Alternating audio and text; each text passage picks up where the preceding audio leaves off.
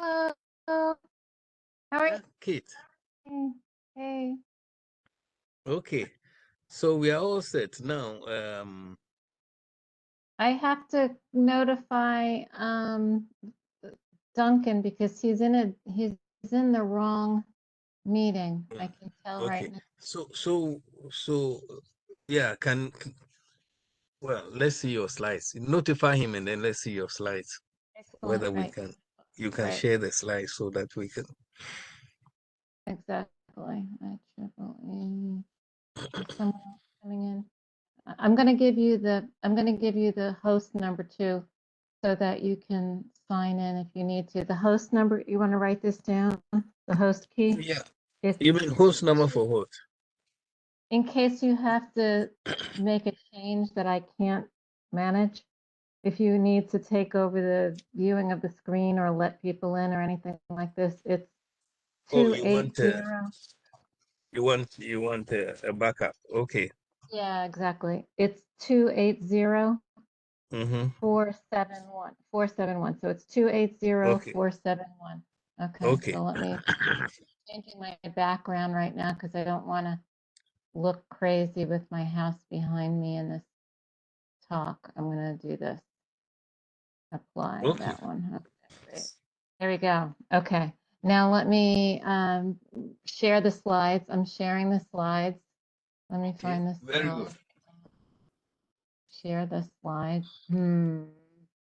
Let's wait, cancel for a moment. Let me just go back and get the slides. Let me get the slides on the right page of the slides.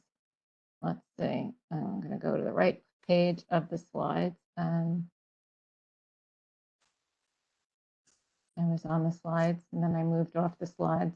There's the slides. Let me go back to the beginning. And I'm going to go back to the WebEx meeting. Here's the WebEx meeting. And now I can share. I see it now. Share. I don't see the slides. Is that them? Is that the slides? Hmm? I can't see the slides. This is bad. Hey, Dr. Thompson. Hi, Keith. You're on mute. You're on mute. I should know that by Dr. now. I should know that by now. Thompson. Kit, How are you? did I miss a meeting at 4? Oh, no. Okay. Victor wanted me to be available at 4, but then he wasn't available at 4, so all is fine. Yes. Okay. Now No we're worries. trying to catch up. I 9 didn't minutes to get home catch up. early. Yeah. Yeah, and for some reason, let's see, I'm not able to figure out why, but I'm having trouble sharing the screen that has the slides on it in Google Drive. You know, I have a Google Drive, I have a set of the slides, so I might have to download the slides and show them from my laptop. So here, so if I click on share, I click on share, and for some reason, I'm not, oh, there they are. Okay, excellent. Okay. Can you see the slides now? Yes. Excellent. Going to park them here. Now I'm going to call Duncan I because, can see the slides. Yeah. oh, good. Okay. So can you tell me how many people are online right now? How many people are online? Can you see? I can't tell how many people are online. Oh, just the 3 of us, right? So, Yeah. I think, Dr. yeah, I Just the don't, three of Thompson, us. have you met Victor before? Victor, have you met Dr. Thompson? no, we've not formally met. Yeah. It's been very But we know pleased. of each other, so yeah. Yeah, so basically what we're going to do today, since it's challenging to get through a huge topic like this, and we have a lot of speakers, I'm going to introduce Victor. Hi, Tom, how are you? I'm going to introduce Victor, and then Victor's going to talk for a few minutes, and then he's going to introduce me again as the facilitator, and I'll ask questions. I'll introduce each speaker. People can talk for like 5 minutes. And when we get through each of the speakers, then we'll have a chance to ask each other questions or have the audience ask us questions. Does that sound reasonable to you? Absolutely. your Mhm. job, Dr. Thompson, is to let us know why it's so important to figure out when respiratory distress and failure are happening, maybe what the difference between, what happens with COVID and pneumonia and what happens ordinarily when someone's in ICU and stuff like that. Sure, So sure. you have Yeah. to decide you're going to give one medicine, whether you're going to give them Paxlovid or respirator or whatever, this kind of thing, so that we know why it's important to tell when someone's getting Sure. scared. Let me try to read. You guys talk among yourselves. I'll try to But, find Duncan. Kate, do you think this 2 hours, isn't that too long for many people? Yeah, we're going to talk for less than we're going to talk for about 35 minutes, and then we'll have Okay. 25 minutes for us to talk. And as usual, we'll just, end early. I only have to, Or people yeah, can leave when they want to. when they want to. That's right. Yeah. Tom, are you there? Can we see you today or not? I know you have a background now, right?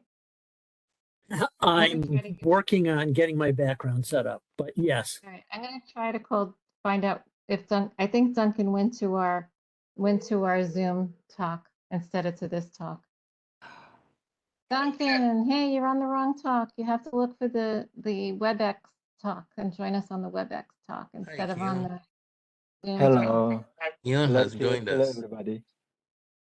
I'm sorry, what's happening? And I said Keon has joined us. Hey, Kate. Now I have the sign that says join the meeting. If you're the meeting host, sign in to start the meeting. Right, so just don't start the meeting if you're not, because you're not the host. You're trying to get into the Zoom the last time I saw you.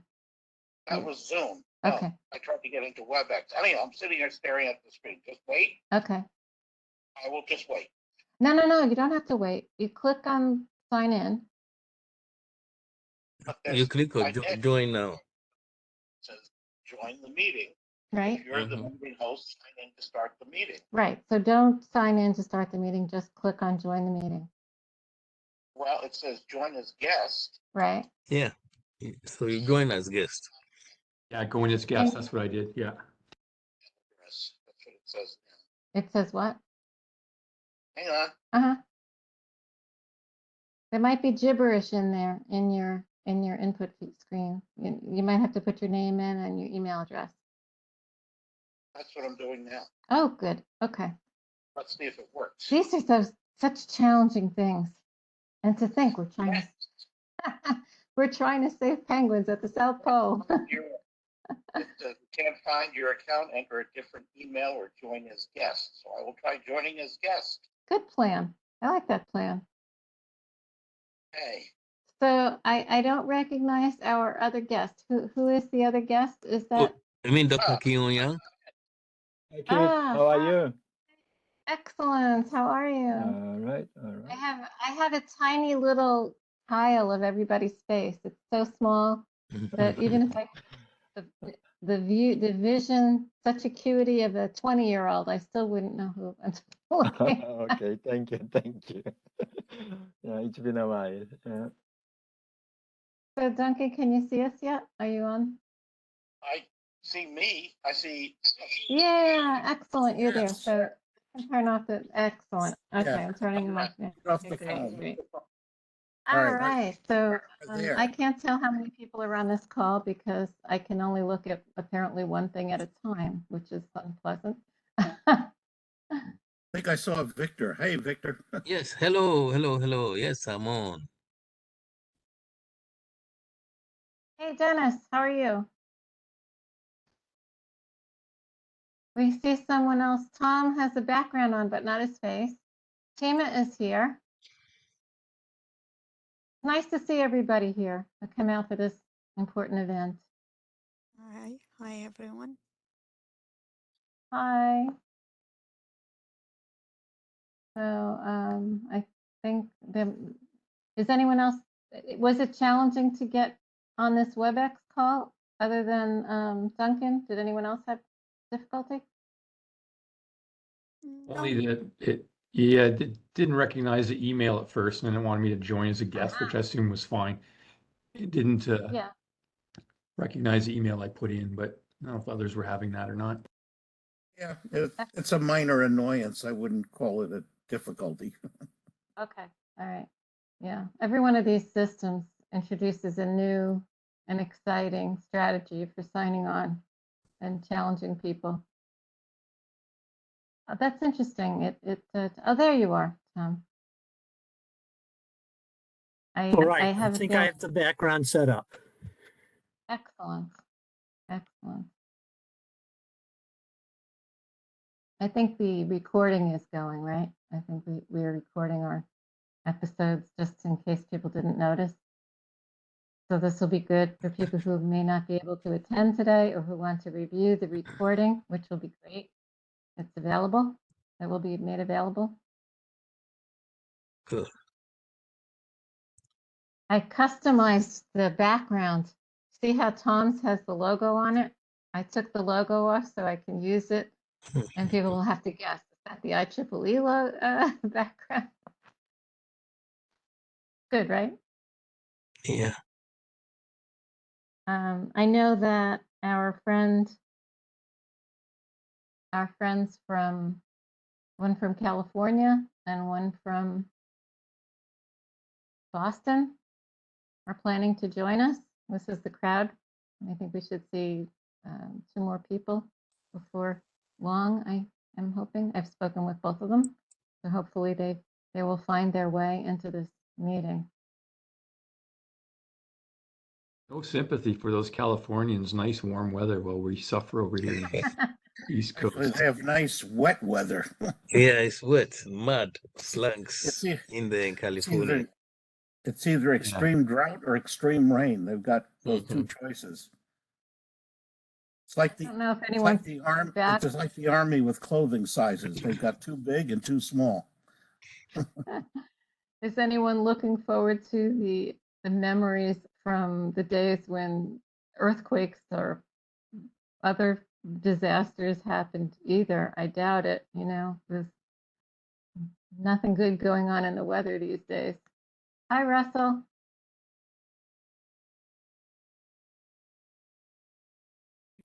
All right, so it's 7 o'clock and Okay. we had a really, looked like a very beautiful day outside around here today, but I spent most of it indoors doing silly things. Hi, Ron.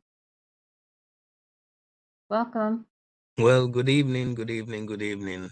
I think that we can start by just letting people just mention their names of those who are on so that we just have a little idea. Excellent. So I'm Victor Lawrence.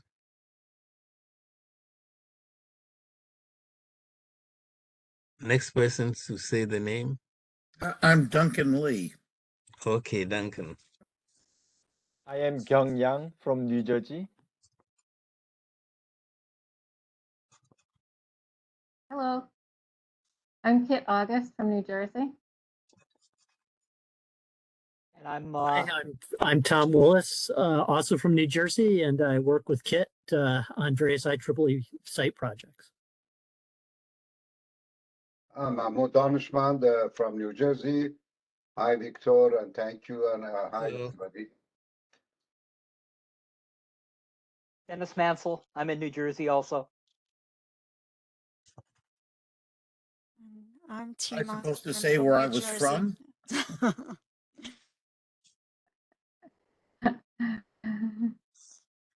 Guess I should say I'm from New York. And Tima, hello.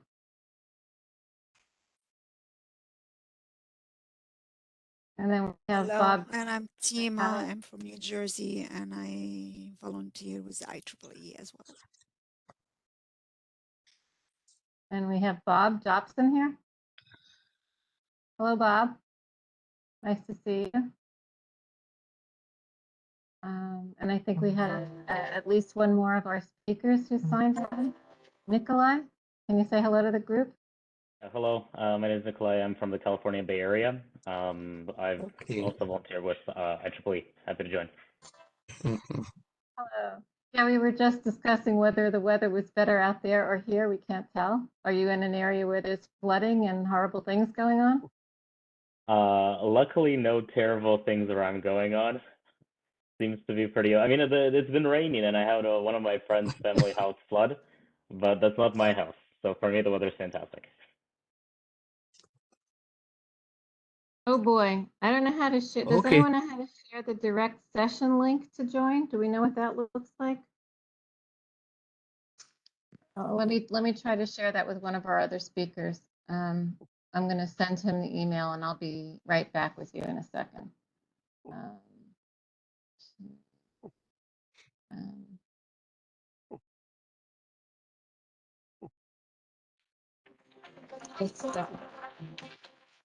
Hey there, I just sent you an email with a direct link. Everything is in there. Okay. Okay, it should just get there in a moment. Okay, thanks. Ciao.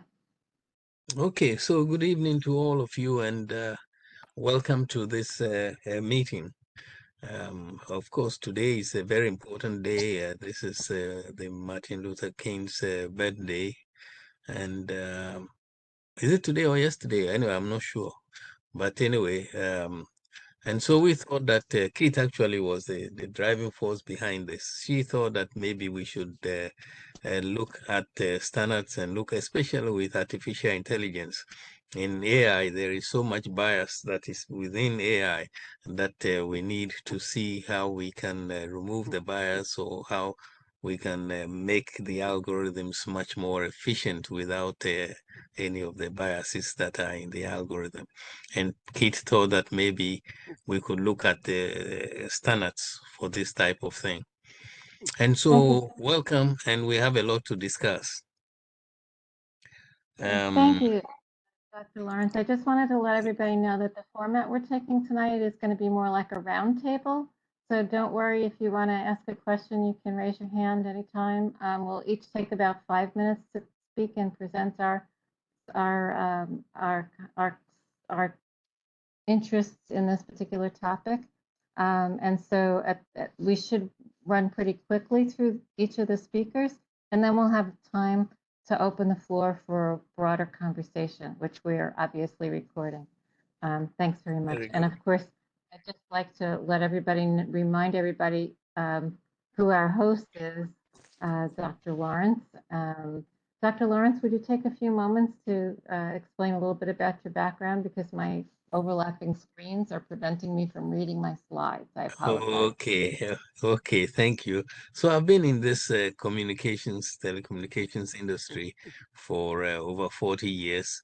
I started my career at Bell Laboratories, and I started in the signal processing area, and then worked through the system into the development areas, where I did a lot of work on communications, and eventually I ended up as the vice president for all of advanced communications technology at Bell Laboratories. And there I also got involved in both wireless and fiber optics, also in video and speech and modems especially. Thank you very much. What's important for us to realize is that technology, and those people who have broad and deep experience with technology, also have a great responsibility with the impact of technology in society. And so one of the ways we can address that is by getting together in groups like this, and also sharing information and becoming part of standards that help to guide developers and the industry in how they apply technology to the various problems that people need technology to address. Dr.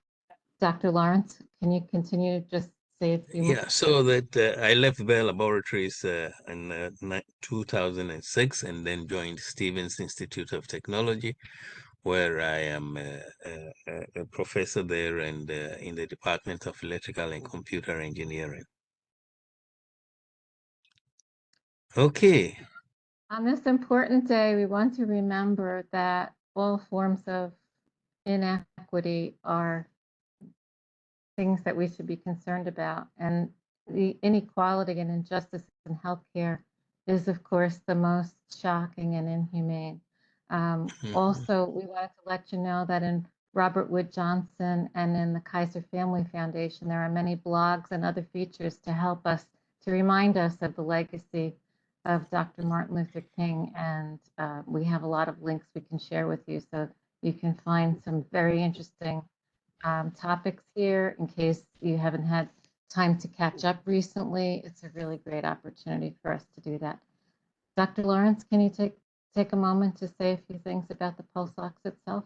Oh, I think that you are best to address this one. So go ahead and address it. Yes. So our colleague Maria Palombini, who runs the engineering and medicine biology, the practice on standards having to do with medicine and biology, has been watching this topic vigorously for the past couple of years. And she's encouraged us to become more organized about helping to make a change in what's going on. This is only one example of the ongoing multidimensional and systematic racial bias at all phases of innovation. And what I mean by that is that technology innovation involves thinking about what the idea might be, getting involved with the stakeholders and innovators and the inventors, dealing with the technology cycle, the human interface, and the outcomes. And in addition to the fact that there's a multi-dimensional impact of this technology, the pulse ox technology, on all of those phases, we also realize that people who have pre-existing conditions may not be good candidates for this device. There's gender, language, cultural bias, access to communication and information, and all of these things complicate the scene. They impact the social determinants of health, and they must be addressed when innovating, inventing, gathering teams, engaging stakeholders, gathering user needs, and all of this in order to include the diversity, equity, and the range of people who might be affected in our culture. So we want to think about this from an IEEE point of view.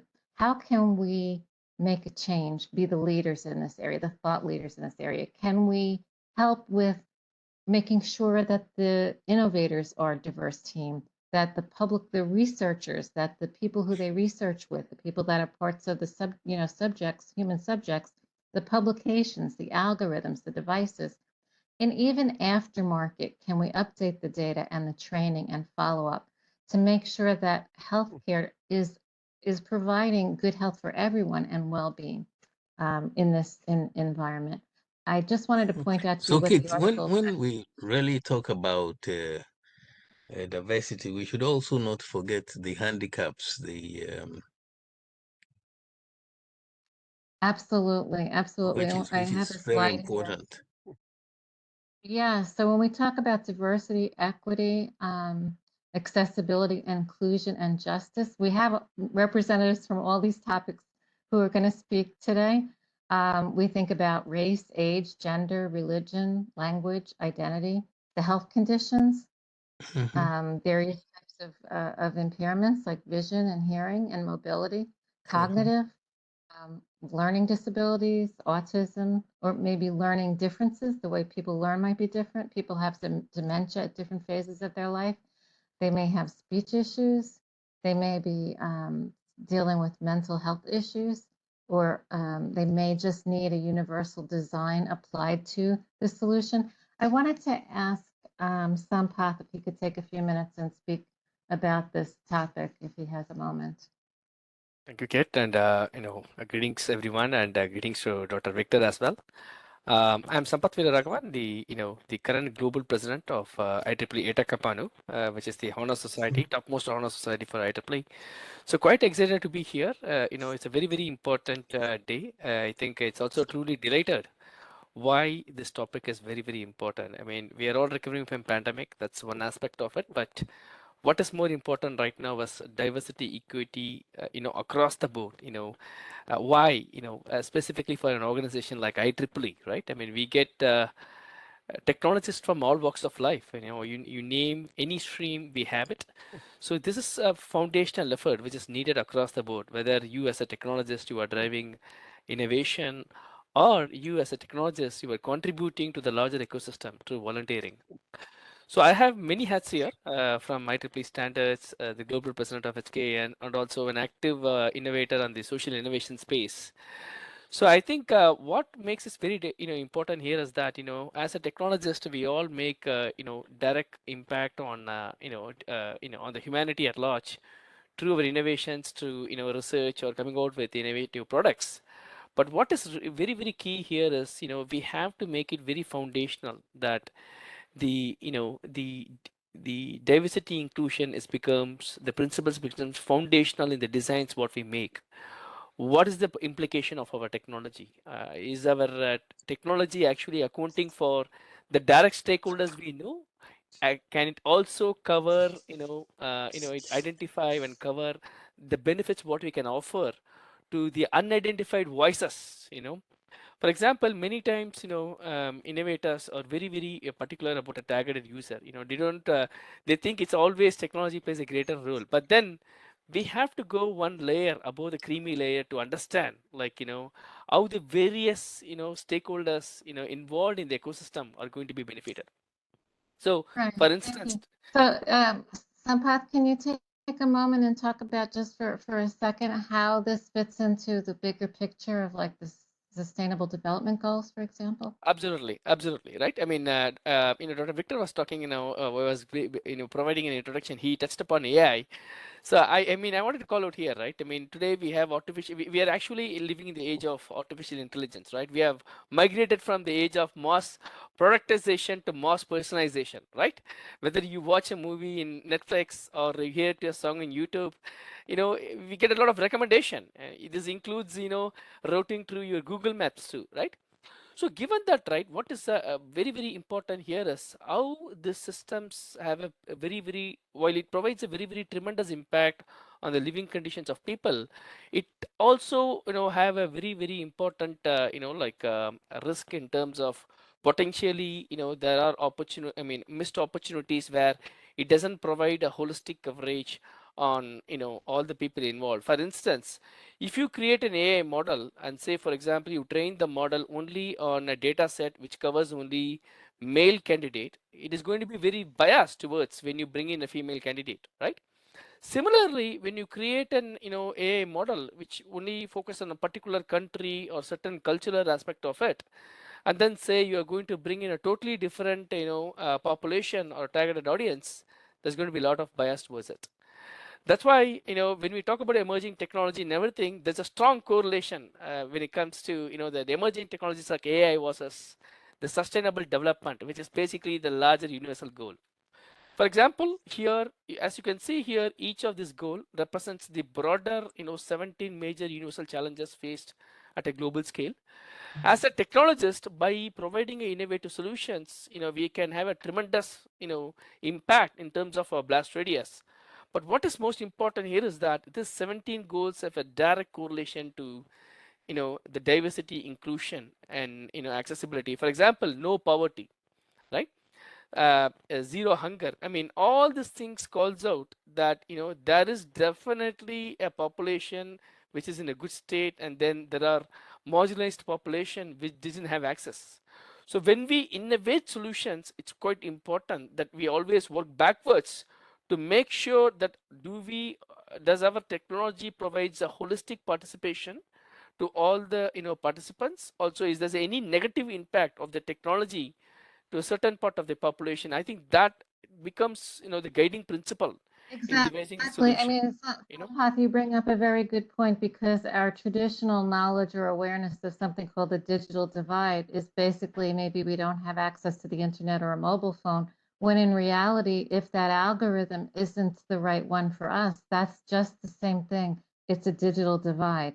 And so that's something like we can refocus our vocabulary, our attention, and our impact. Like you said, we have a wide potential for impact globally because of the reach of engineering and IEEE. Absolutely. Yeah. I think the meta point here is, as the IEEE Code of Ethics says, right? I mean, when we innovate any kind of solution, or even in terms of, volunteering, right? We have to have this, kind of a framework to go back always to make sure that does it, like, the innovation truly focus on one aspect or to a particular targeted audience, or does it provide a holistic coverage, representing a different aspects of the same population, right? So it's quite important that is why the diversity inclusions become vital and very key in terms of both in terms of social innovations or in future direction of IEEE. It is the foundation upon which I think which guides the engineers to make sure that that we have to be mindful of the bias which potentially could be introduced to our innovations or even through our volunteering activities. So we have to be very careful and make sure we take measures to minimize the related risk there. Thank you, thank you. So getting back to the pulse ox device itself, what the FDA said in their article, this article here was released not only by the authors in the New England Journal of Medicine, it was also forwarded by the FDA. And the quote in here that we're concerned about is that in 2 large cohorts, nearly 3 times the frequency of hypoxia wasn't detected by this pulse ox device in Black patients compared with white patients. And that was particularly a crisis during COVID when many people were harmed. So we're going to try to outline for you what we, from a high level, what we've seen, and then ask for people to join in this project to make better standards. For example, we have a new standard that we've begun, 3337, which is for intelligent power security connectivity for well-being and accessibility. Plus, in addition, there are many other standards that have recently been launched by IEEE. This one is it addresses algorithmic biases and considerations. This is a series on ethically aligned design that IEEE has begun recently. You can see there's a contact website there, and we'll share this information with you. And there's also the standard 7000, which is an ethical group of standards. But I'd just like to take a few moments and introduce Dr. Lee, who has been involved with us for quite some time. He's an attorney, a physicist, a teacher. Did I mention attorney? And he has been helping us with our IEEE humanitarian activities. And he's going to speak to us about the legal aspects of the lawsuit that Maria brought to our attention about the Apple Watch.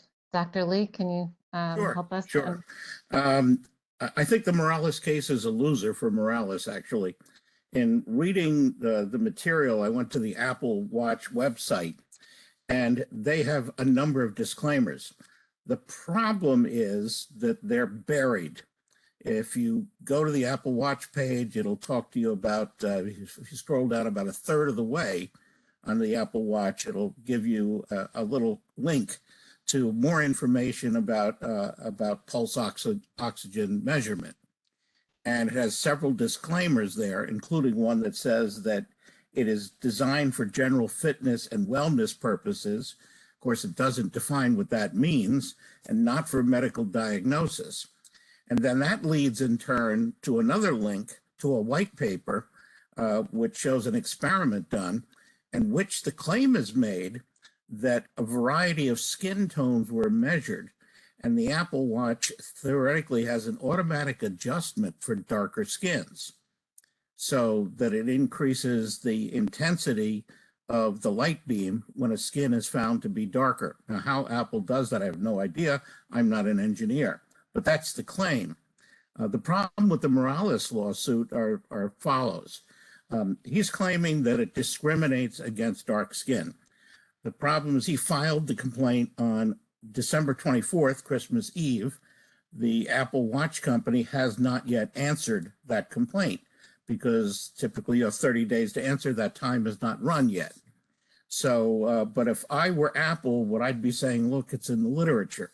The counter to that is, look, there's a requirement in New York State, at least, where the lawsuit was brought in the Southern District of New York.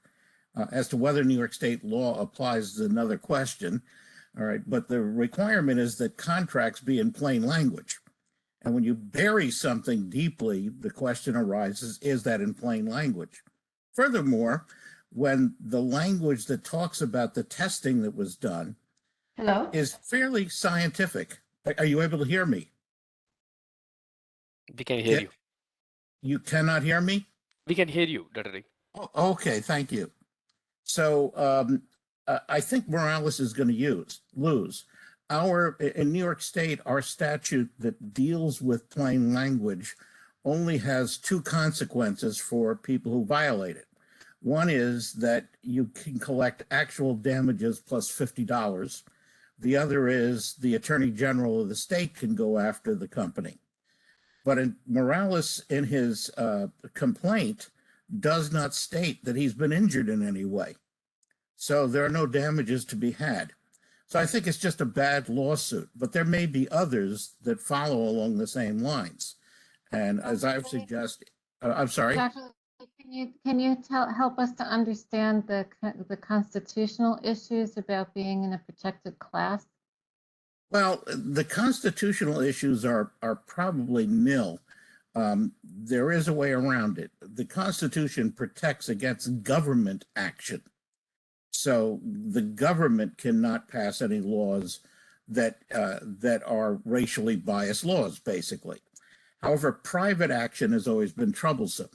Now, the government has gotten around this in the past. For example, in the 60s, in the lawsuits brought against Southern individuals who violated the civil rights of people, the claim was that through government sanctions, either direct or indirect, the private individuals who killed, let's say, Medgar Evers or any of the Southern peace marchers that were killed, that they had their civil rights violated through civil action through the mechanism of private individuals. And they were able to prosecute private individuals under those laws. So something similar could happen with pulse oximeters. However, again, Apple is going to claim that their research showed that, in fact, their device could measure through different skin tones. So it will remain as to whether or not that is an honest effort. One of the other things Morales claimed was fraud.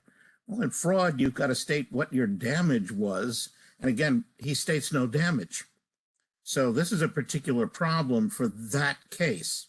Whether other cases will wise up, well, we'll see what happens with Morales. My guess is Apple is going to suddenly revise what they say about their watch online and settle out of court with Morales, and it will never see the light of a courtroom. But that remains to be seen. I just want to take this moment to congratulate Dr. Lee on winning the MGA Award for excellence and dedication to advancing humanitarian goals in support of IEEE New Jersey Coast Section activities. Yay, Dr. Lee. Thank you. Thank you for joining us here today. I'm going to move on to another part of our talk. Tom, do you have a moment here to explain to us how the pulse ox actually works?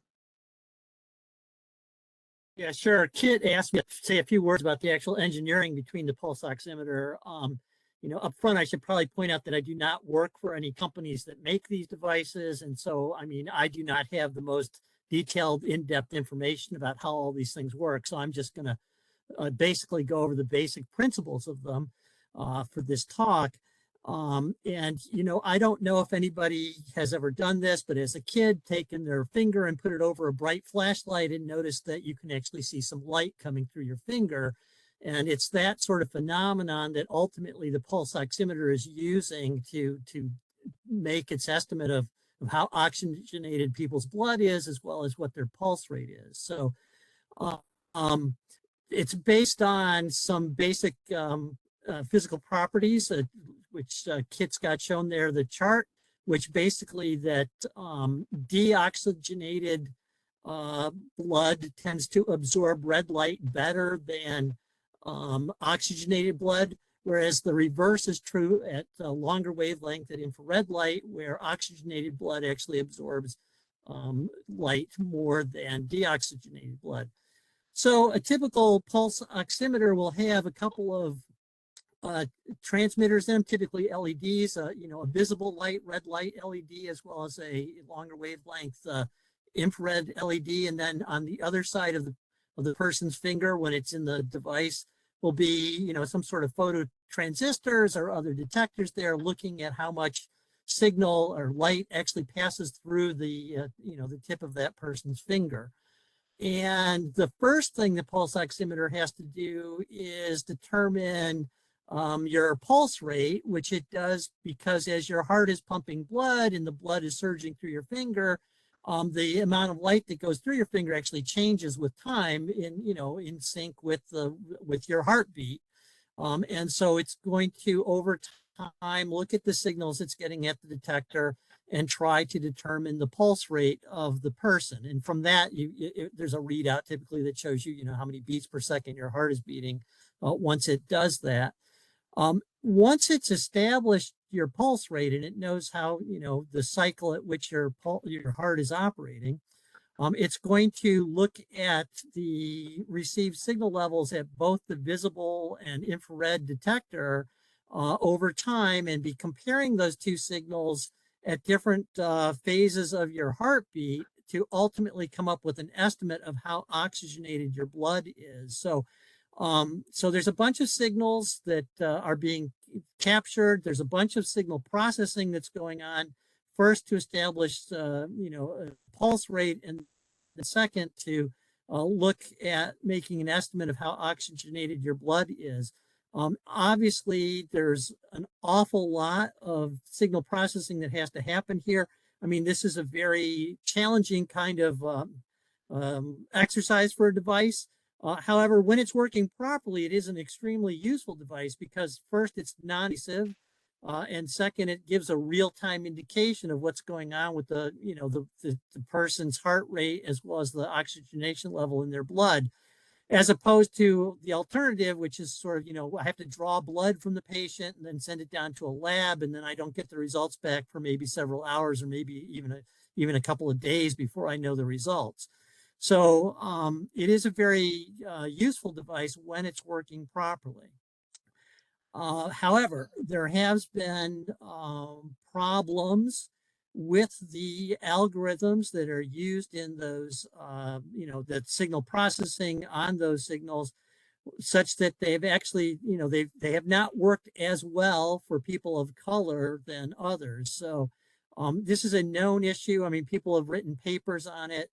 And so, I mean, it is an issue that's being addressed, but it does sort of highlight the topic of today, which is if you're not careful when you're designing, algorithms or artificial intelligence procedures and so forth, if you're not careful in how that's being done, it's possible that, biases against certain races or cultural groups can be built into those algorithms. And this is sort of, a typical, maybe a poster boy case for such a situation. One of the other things that happen is like Parkinson's, for example. See on the left, you see the strip with someone who might be actually having a tremor, which changes the way that the pulse rate looks to some of these devices. Or if they've been injected with some radio isotope with a color added to it, then the blood itself is going to be a different color for some period of time after that's been done. Right, Tom? Right. I mean, so there's a whole myriad of things that you've got to watch out for when you're trying to use this device. But yeah, Parkinson's, a patient with Parkinson's, their finger is trembling. That makes the signal, the amount of light going through their finger is now varying in time just because their finger is moving around in the device.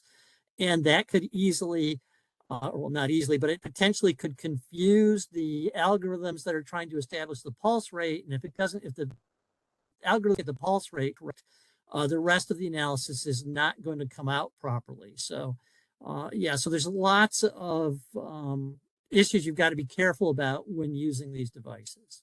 Thank you. Anyhow, back to you, Kit. Thank you. And then this one shows you that many of the devices, so there's 3 main manufacturers of pulse ox devices, according to our colleague at the Welsh Allen Hill-Rom, I can't remember the other name of the company. Anyway, they make vital signs monitoring systems, professional systems, and they buy equipment from other manufacturers. They even list the manufacturers they buy them from, and they integrate them into their vital signs monitoring. So even if you're not the one you integrate something, you have to be concerned about where you're getting your components, who's building them, how they're managed over time. And I just wanted to spend a couple of minutes with Dr. Thompson to help us understand how the physiology, why it's important to know about these things, and then to move to Nikolai for a little while to help us understand how data will, data from devices that are at the extremity of the body, like the pulse ox watch or some other device, and how data, managing data can be done better in the future. So first we'll talk with Dr. Thompson. He'll help us understand the physiology. Yeah, that's great, Kit. Thank you. And thanks for IEEE for letting the token Canadian come in on this meeting. I appreciate being here. I'm probably the one with the least computational power up here, guys, because I'm a family doc times 30 years. So what I bring to the table is, I think, briefly talking about the physiology, but what's fascinated me, and really I'm become an evangelist for other clinicians to join IEEE. A lot of this stuff I hadn't heard, and realize how much these devices inform and drive our clinical management. And when there's an error there, we just sometimes assume it's ground truth. And fascinating to learn, that there may be other stuff going on that needs to take into account. It might not be a true reading that you're getting. So again, just want to say thanks, guys. We need more of this, and we need to be able to get this out into the real world, because a lot of clinicians haven't heard this stuff. Like I learned tonight, the tremor and a Parkinson's, how that might affect heart rate and capturing signals. Briefly, just on the physiology, I'm going to dumb it down as best I can. This is like a review for my first year med exam, right? I thought, oh, wow, okay, what's going on here? So the basic exchange of gas, the partial pressure of oxygen within our lung, and the partial pressure of carbon dioxide.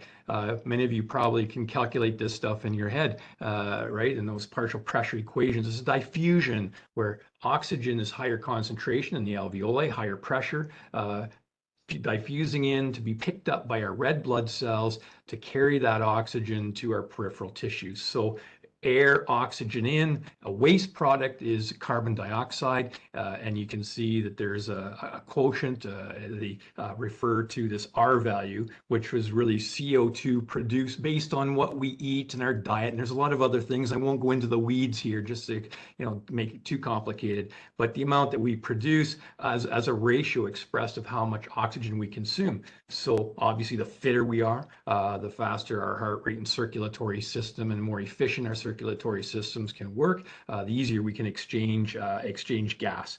Can we go to the next slide there, Kit? So what are some of the reasons that our respiratory system may fail?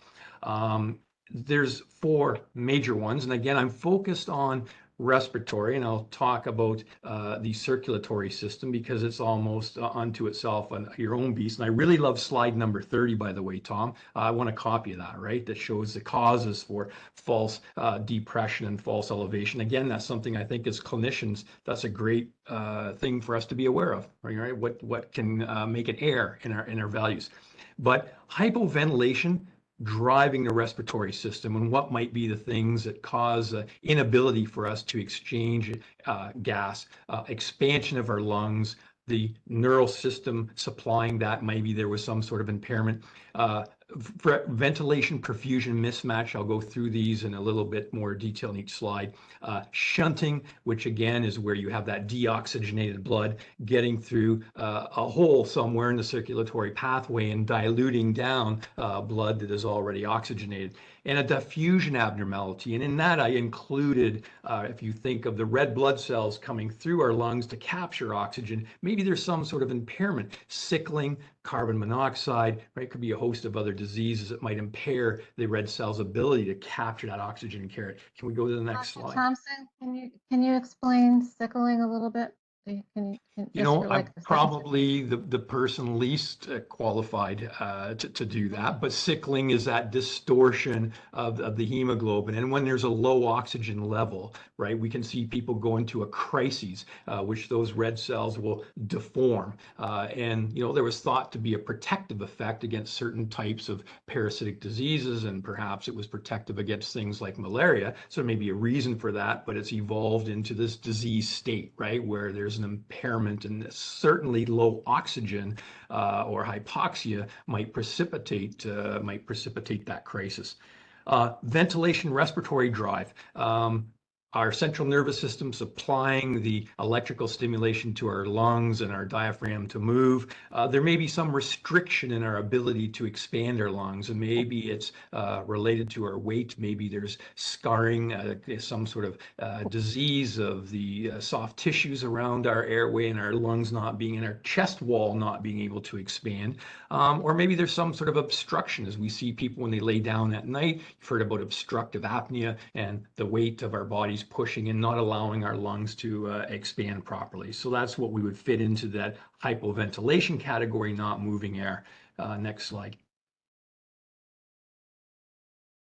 VQ mismatch, again, pretty easy. Blood comes in to capture the oxygen and dump out CO2. So we either have one of two things going on. We've got air coming in, but there's no perfusion, and perhaps it's due to a clot or some other abnormality within the circulatory system within the lungs, or we've got good blood flow, but there's an obstruction in the air coming in, so it may be mucus plugging, or it may be filling of fluid within the lung and not allowing a proper exchange of gas. Dr. Thompson, is that what happens when we have pneumonia or if we have COPD? Certainly, yeah, pneumonia, when we do scans and we'll hear VQ mismatch, and we'll talk about, is it a pulmonary embolus, for example? We're looking at those imaging studies, a poor perfusion but good ventilation versus the opposite. You're right, Kit. There's a proper or a certain, what's the word I'm looking for, pattern within that lung space. So we inhale a radioactive isotope is how we determine the air flow into the lung, and we match that to the isotope flowing through the circulatory system. CTA? Is that a CTA that you use or something like this? When I ordered, it's called a VQ scan. So it's a nuclear medicine radioisotope scan. Yeah. And next slide. This one I like, the reduced diffusion, right? So you think of that air sac sitting up against the vascular wall. What might be the disease states that would prevent oxygen from being exchanged? And I included in that just the disease of the red cells, or some sort of inability for the hemoglobin to pick up oxygen. But you can see, again, kind of thinking, structurally what's going on. There's a certain amount of fluid within that alveoli to keep it properly expanded, or what's called surfactant. You may have heard of small infants when they're premature, they don't have proper surfactant, so those little air sacs can't properly expand. They tend to collapse. There may be some disease state or scarring, asbestos or interstitial lung disease, a whole host of things that may cause thickening of those walls, right, of the air sac or within the vascular system itself, and prevent proper oxygen and CO2 or air gas exchange. And I think there's one more slide. Yeah, left to right or right to left shunt. So again, some mostly congenital anomalies. These probably wouldn't be something that's acquired, but in the circulatory system, there's an aberrancy, right, that allows the unoxygenated blue blood, as we call it, or low oxygen blood, to diffuse across or get dumped into the oxygenated portion of the circulatory system. And sort of, you think of it as dilutional effect, really, is what's going on, which again, all of these things, the bottom line here is that I, as a clinician, I'm looking at that reading on that oximeter, and that's going to inform me and get me to start to think, well, why is this person's SpO2 low? Is it really low is the other thing. So we saw, I think on one of the slides, it talked about, if it's falsely elevated, and, there are conditions, COPD, for example, where if we give too much oxygen, we can impair that person's respiratory drive, and we can get into problems. So it's not only an issue if the oximeter is reading falsely low, but if it's falsely elevated as well, it may create a host of other problems. And is there one more, or is that? Yeah, that was the last slide. That was it. Yeah. And so again, thank you very much. So can I ask a question? Can I ask a question? Sure. Dr. Thompson, would it be fair to say that no matter what pulse oximeter you used, the actual reading is not as important as the trends that you see? Would that be an accurate statement? Yeah, I think you're right, and that's an interesting point, because do I have a baseline often? right? So I'm a family doc, and it wasn't really until COVID that we saw a dissemination of these devices. So if you asked me pre-COVID, hey, Keith, what's the baseline SpO2? I would tell you probably 95% of my patients, I'd have no idea. So, very good point. If I haven't anything to compare to, right, maybe that's a concern. I'm not sure if that's what you're inferring with the question, but yes, trends would be important during, and is the person symptomatic, right? And I think Kit gave a wonderful case example where someone came in and their heart rate was off the scale and their SpO2 was extremely low, and the person was like, I feel fine. It's really heavy, right? And people sort of panicked and responded and started flooding the guy with oxygen and trying to get his SpO2 up. Really, it was a false lowering. Right, and then the opposite is true when people are older and they can't mount a fever, for example. You shouldn't wait till your grandmother has a fever of 103 to take them to the emergency room. If they're unconscious on the couch and can't sit up to drink, and they're not feeling well and they have other symptoms, you should take your grandmother to the emergency room. That's the lesson here, is that not any one of these measures is necessarily all the information you need in order to decide that you need help. And I think people were relying excessively on the pulse ox when they were at home during COVID to tell them one piece of information. And also Dr. Thompson may be able to confirm or deny whether or not it's harder to train other staff like nurses or aides who might be going around to take measurements to be thinking, well, what is this person's baseline figure? How challenging would it be during a COVID experience to train everybody to find out what this person's baseline might have been, right? It would have been difficult, wouldn't it? Yeah, for sure. And I think, Dr. Lee, just in comment, I'm fascinated by the medical legal implications. And Kit and I have had a few discussions, I think, on intended use and indications, and that 40-page booklet that comes with, I'm the guy taking it out of the box at Christmas and hooking it up my waist. So wait a sec, you haven't read the instructions. Like, I don't know, just plug it in and go, right? But it's so true. Here's an indication. Here's the indication. You bring up a good point. One of the things that I noticed is that all of you guys are concerned, all of the technicians, the engineers, are concerned about their working with bias in the things that they do. But there's another layer that you really need to be concerned about. You all work for somebody. Whether you work at a university that's funded by grants from various private industry and government, or whether you're directly employed by private industry. And what you do and how you report things is not going to be what the public sees, because there's another layer between you. Let me give you an example in another field. You all remember the Challenger disaster. Now, Morton Thiokol designed the O-rings that were used in the Challenger to link together the various portions that contained oxygen and fuel. And we know it was the leaking O-rings that caused the disaster. But Morton Thiokol engineers had reported that the O-rings were a problem at extreme temperatures many times. It didn't stop Morton Thiokol from selling them to the space program. Right. So that other layer is as important as you're dealing with biases. And you have to ask the question, to what extent are engineers responsible for what the retailers do with your products? I think we have a Canadian on here. Dennis, are you a Canadian? No. Okay. So I thought we had someone on board on this call who is an engineer from Canada. But in Canada, they have a tradition of wearing a ring from the bridge that collapsed, as a reminder of the ethical responsibility of engineers. And IEEE is involved very much right now with ethical standards of ethics basis, which is what we're kind of talking about tonight. So I'm really grateful to you, Dr. Lee, for mentioning this and for bringing it to our attention. I mean, how do you? This is one of the very first pages of a book in front of us. A NELCOR SpO2 patient monitoring. It says, warning, indications of use. The monitoring system is intended only as an adjunct in patient assessment. It must be used in conjunction with clinical signs and symptoms, which is just a little discussion that Dr. Thompson and I just had a moment ago, right? Which is, if all else fails, check the patient. Don't look at this this display or that display or this measure or that measure. Examine the patient. Right, Dr. Thompson? Yes, And no, it may exactly. it may be a disclaimer is needed, like on a GPS system in a car. I can't get in my Subaru or my former Volvo. When the screen for the GPS pops up, it says the GPS may not be accurate. Be sure you check actual road conditions before you act on it. And maybe that's the kind of warning that's needed for pulse oximeters and other medical devices.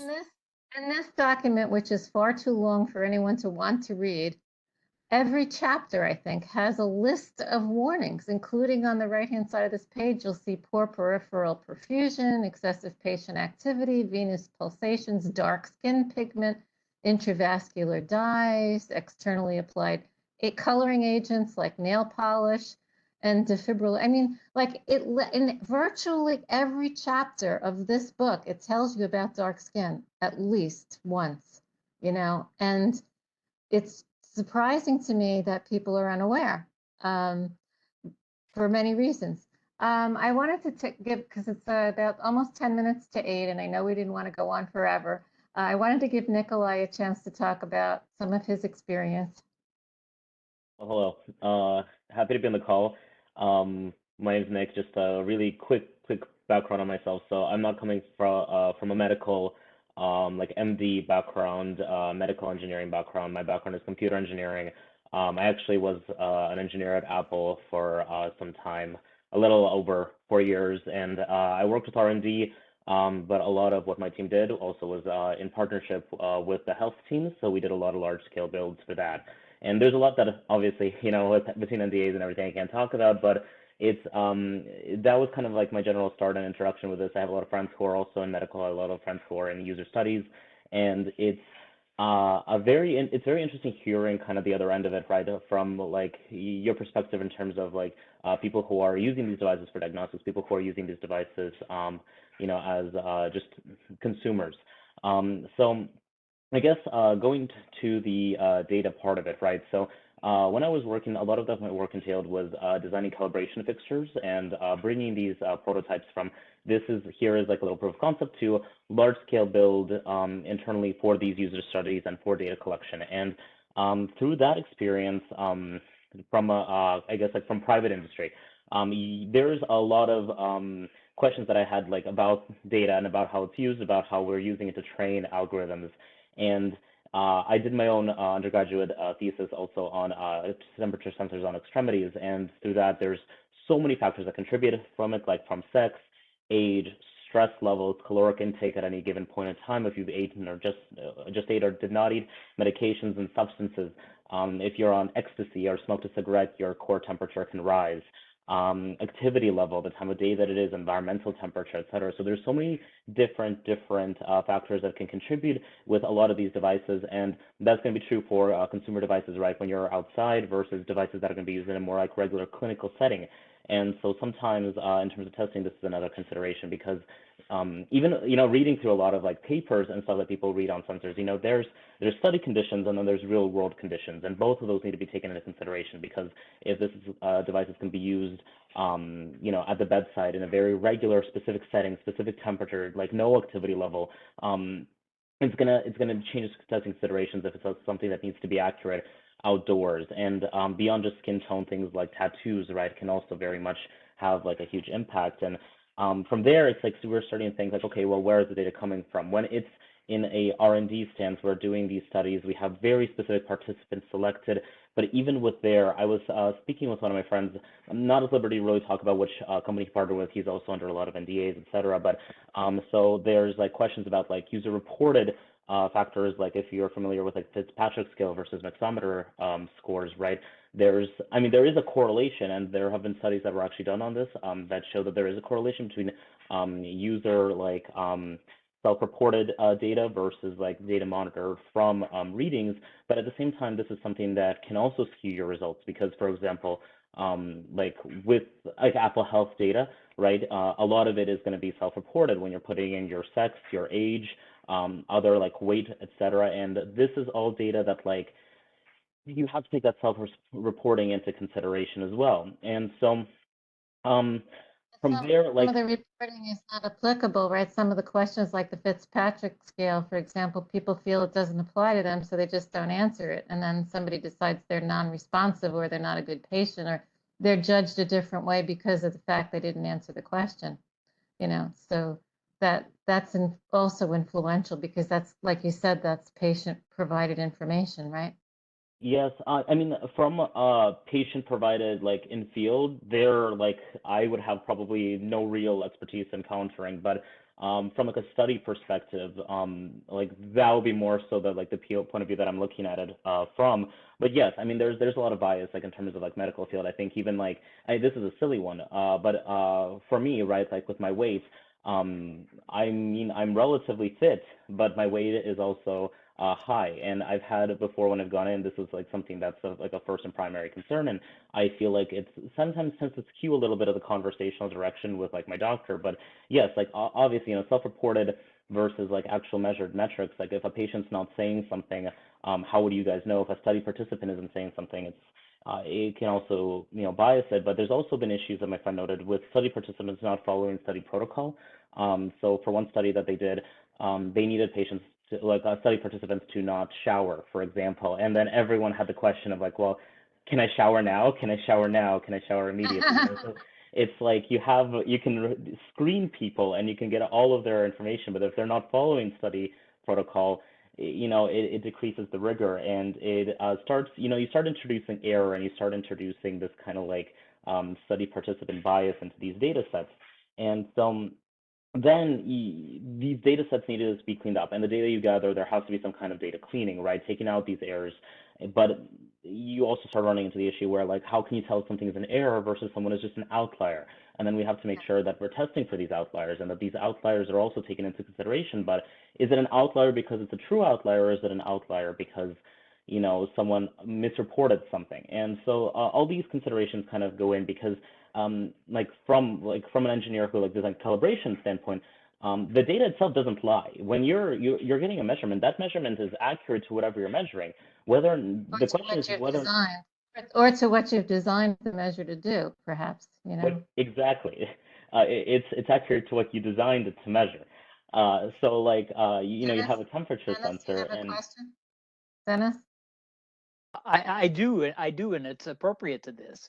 The problem is the device chose a number, right? 94.75.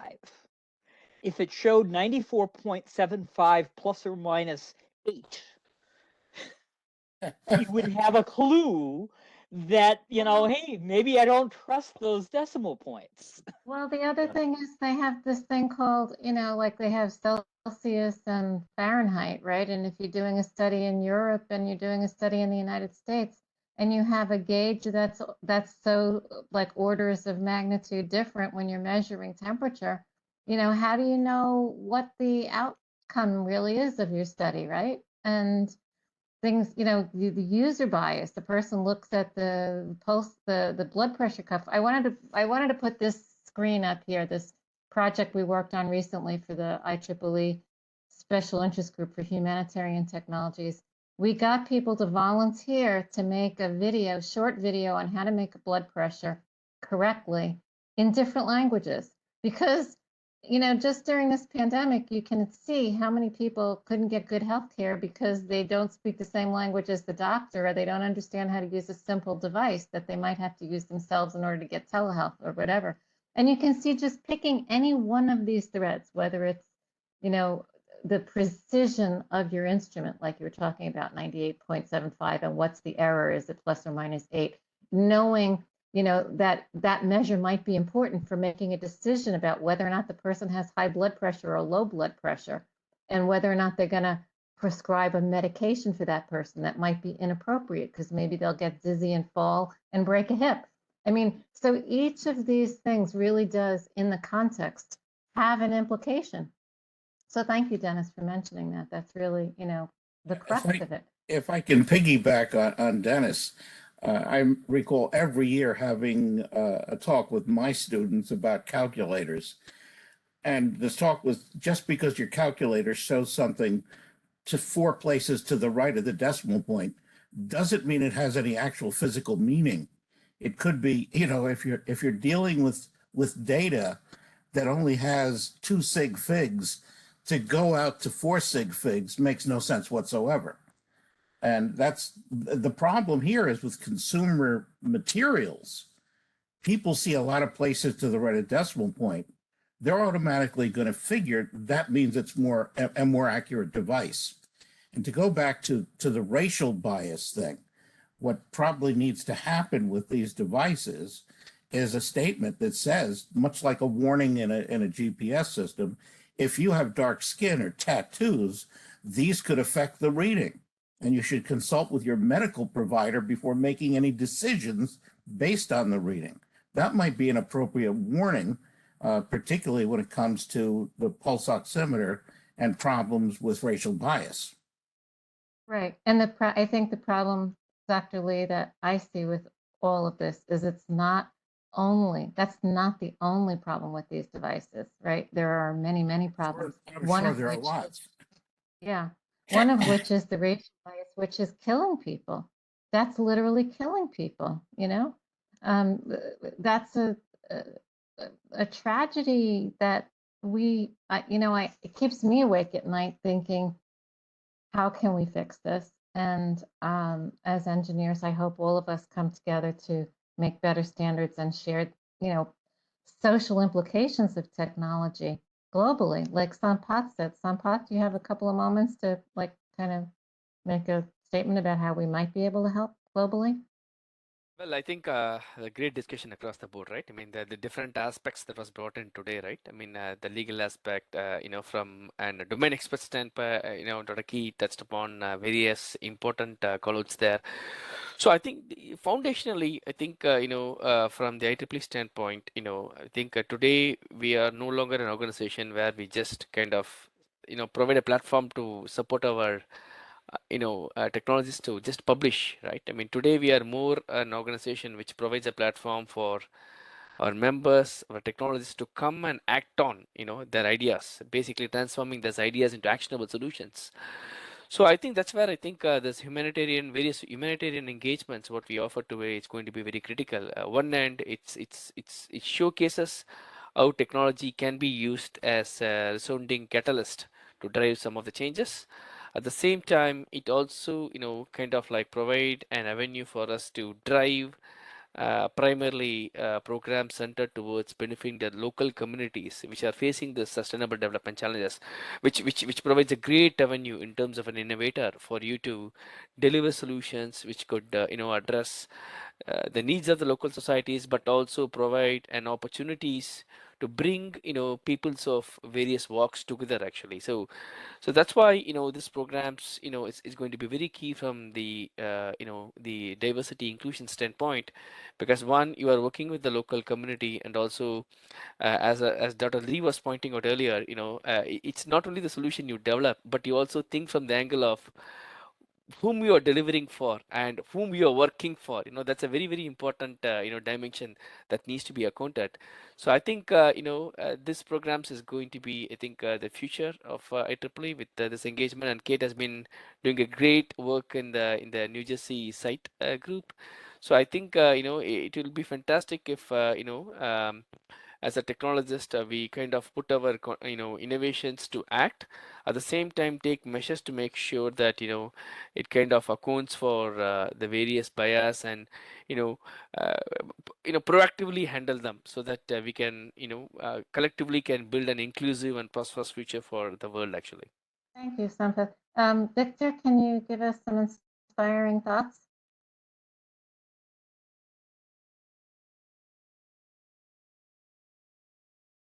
Are you there, Victor? Are you on mute?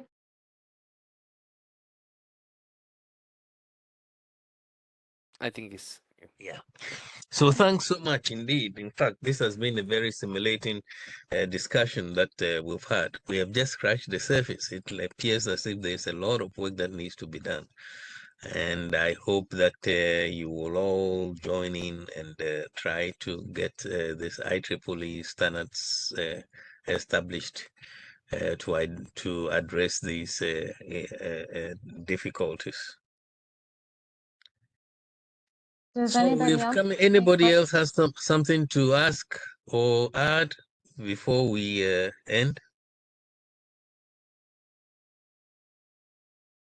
I would love to see a device that if it's doing the algorithm and determining that I don't have a whole lot of confidence in the number that I'm coming up with, it would show the number and then have a question mark. And if it's really uncertain, it'll show the number and it'll show 2 question marks. And if it really doesn't know, and then it's got 3 question marks. To basically say, hey, I could build something into the electronics to say, oh, I'll take the measurement 3 different ways, and if they don't match up, I know there's something wrong. Instead of just giving me a number and then it's up to me to figure out what to do with it.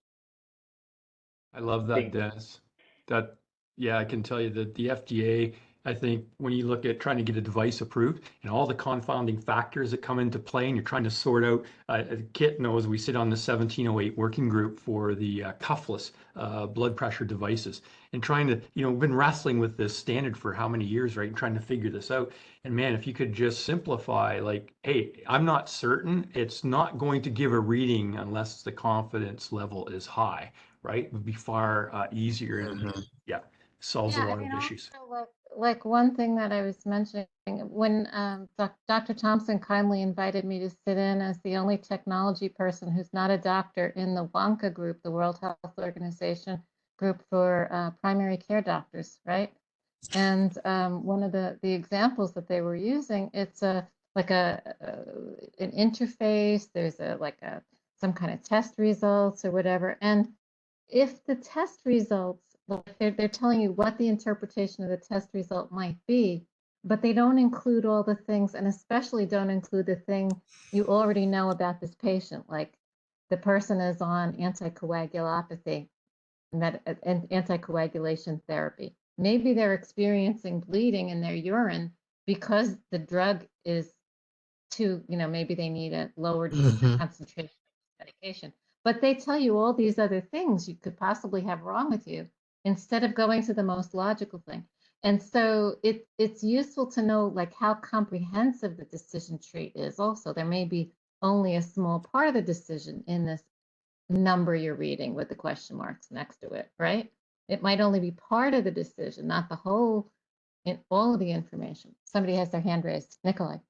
Yeah, I want to kind of add in, like, I guess, like, from an engineering standpoint, designing a sensor that just measures something is not easy, but very doable. And I mean, the sensor precision and accuracy is kind of a separate thing, but to get something that just measures something, very easy. To get something that measures something, it takes into consideration all these like additional factors, and then decides whether or not it's a confident reading or not. Significantly like adds complexity to, I guess, to this issue, because it has to. It's very hard to tell the user which things are missing. Like, so if you're, measuring bone mineral density and you grew up in a different country where the minerals in the drinking water were different than here, you're going to get a different reading in the bone mineral density. But a lot of people don't know that that's the way the machine works, right? So why would they even ask the question? If you make a gait measuring device and the person had a stroke and they don't have the typical heel strike, and then, it takes longer than a second for them to have the next heel strike, then the device is going to time out because it's more than a second. And then it's going to say, oh, this person didn't walk at all. So each one of these algorithms has its own special limitation depending on the context of its use, right, Nikolai? The context of its use. Yeah. The context, and also just to kind of, I guess to kind of add, there's a thought that I'm trying to catch in my head, but it's kind of hard to do.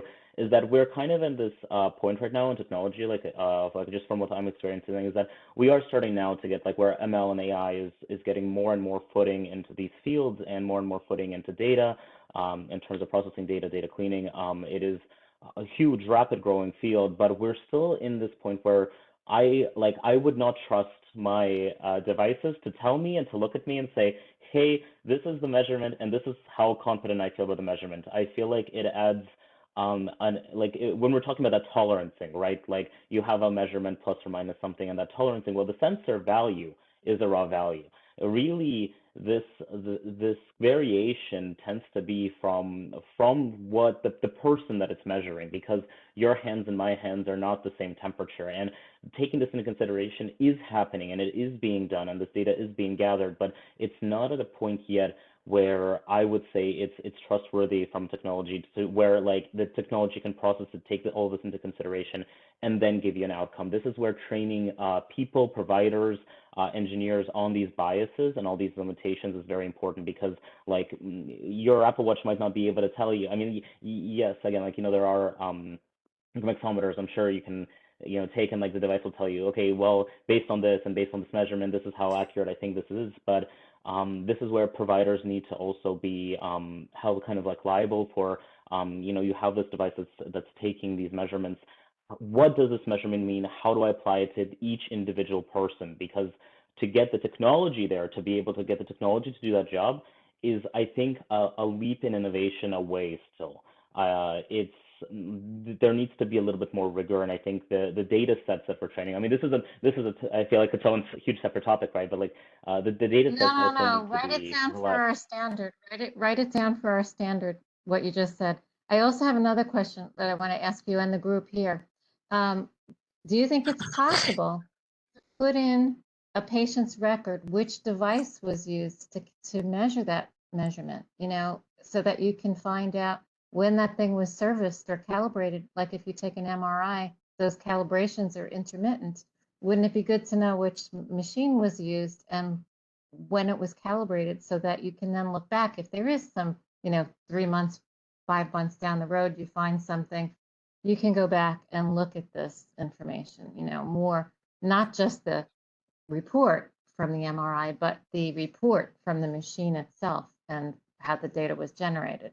I mean, does that sound reasonable to you, Nikolai? Or anybody? Ideally, if Dennis. it's like a barcode that you can scan, because it would be a killer for workflow, I'll tell you, if you have to start looking at devices and the UID number. Oh, just a sec, I got to write that down on your chart here.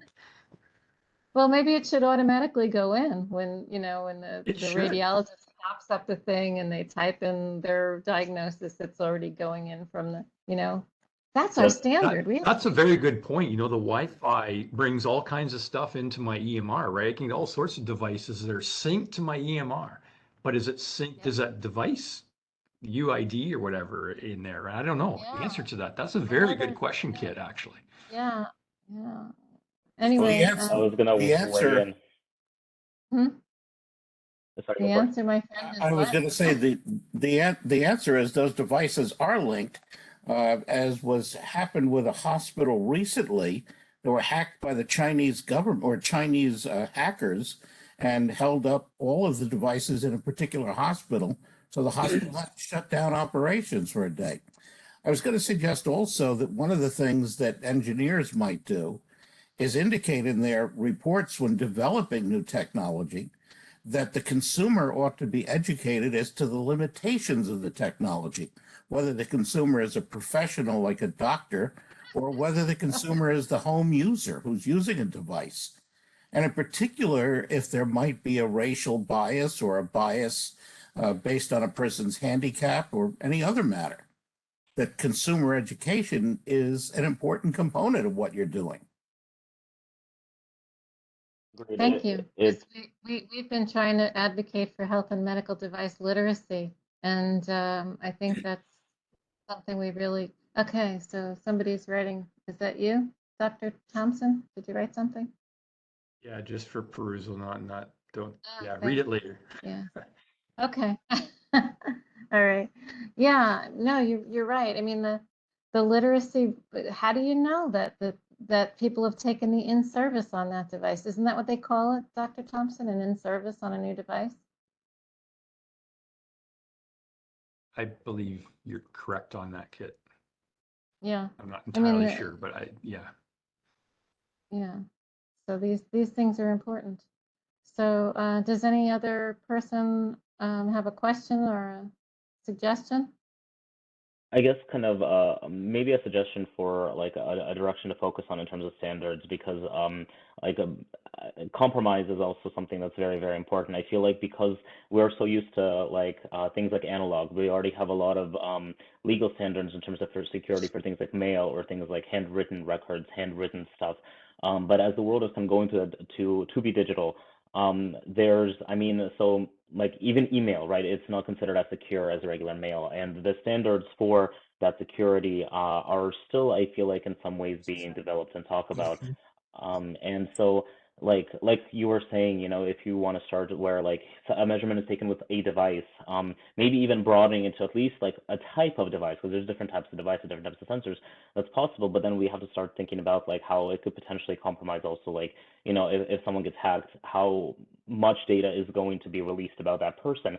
And it's also like in terms of not impeding workflow, like that requires a lot of hospitals to also start changing and you know, updating their systems. So it's not like I feel like it's easy to like, I can think of like 10,000 different types of solutions, but to get them implemented nationwide and to get them implemented, you know, and to get them implemented correctly and safely and securely, and start writing that legal precedent, I think it's a bit of a hill to climb, especially with a field as like secure as, you know, as medical. Because so what my current company does is we're a platform for other companies to start developing apps on top of.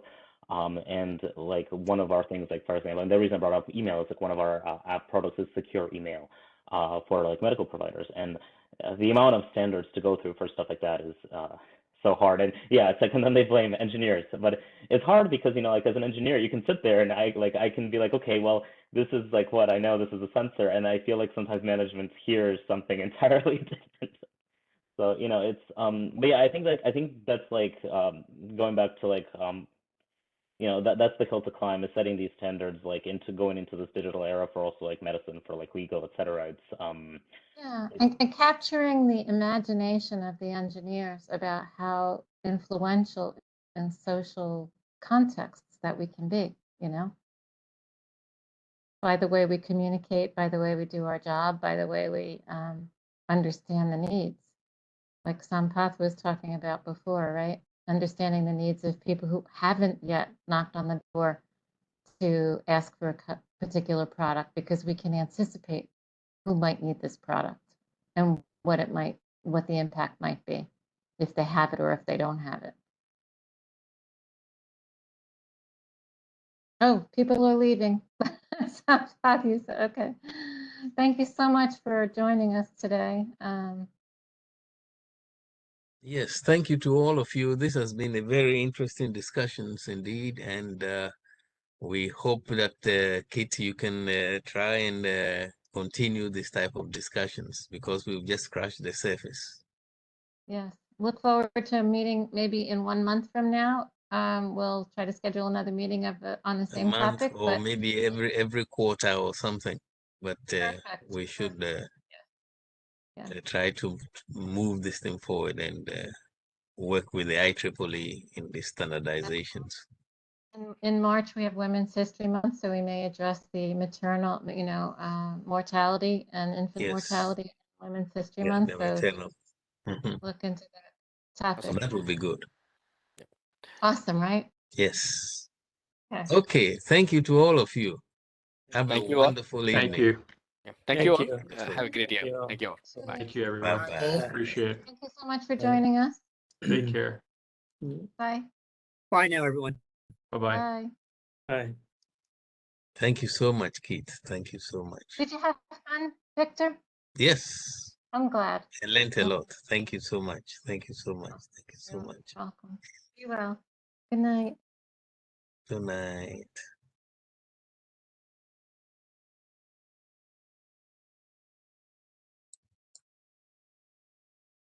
Bye-bye.